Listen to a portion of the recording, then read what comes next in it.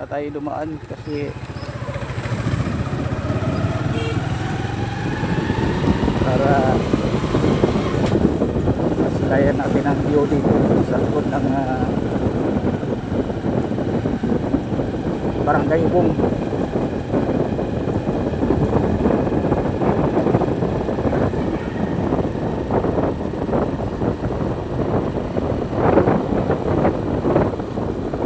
Ito guys, dito na ginagamitan ng ng microphone.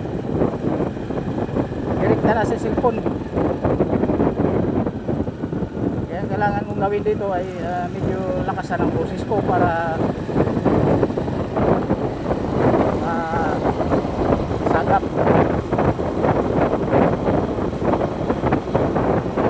ating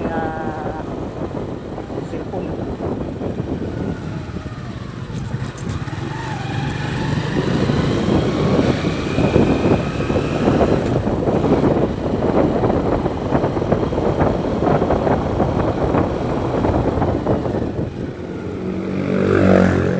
Mga kamote oh. Maliit na kalsada, ang bilis-bilis. Mga kamuting driver.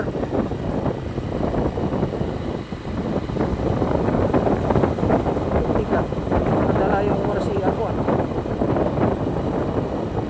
wala siguro dito ngayon. Holiday, tas hapon na.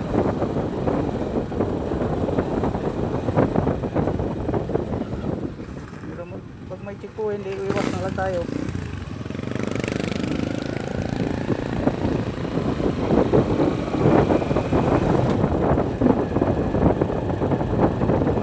Tayo tuloy pag may checkpoint, di ba? Gano'n lang yan.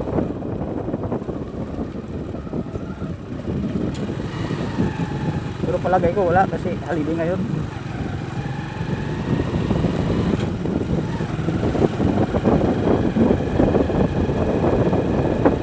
Yung mga driver talaga, mapansin ko sa mga ibang driver, dito lang dito sa amin lang.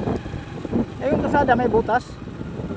Ngayon iiwasan nila yung butas. Yung kasalubong nila hindi iniiwasan. Ay nako.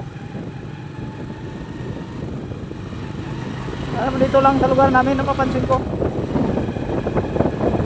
Yung mga butas sa kalsada iniiwasan. Yung kasalubong nila hindi iniiwasan. Ay nako.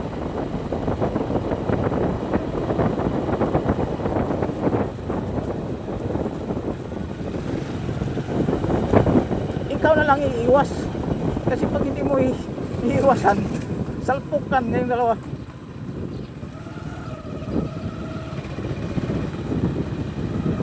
Hello boy.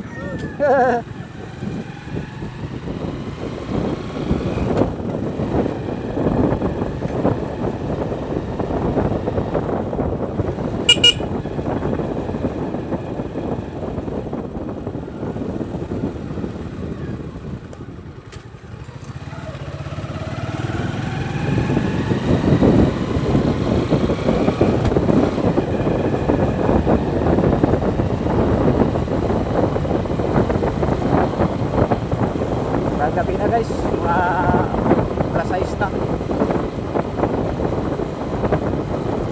Tama makadating dato doon. Medyo madilim natin, tingnan rin natin yung mga kanyang ilaw.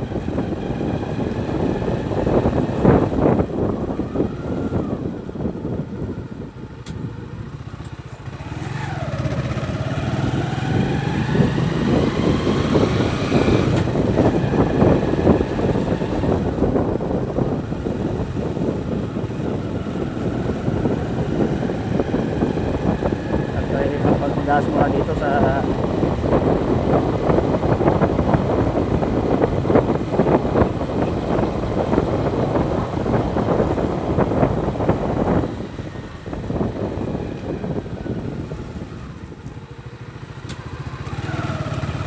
tabang gas dito.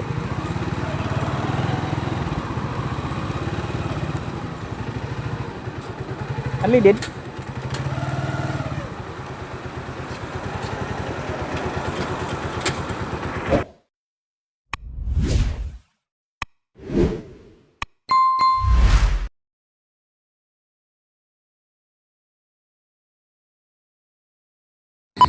Nandito na tayo guys sa lugar na kung saan ay nakatayo si St. Vincent Ferrer.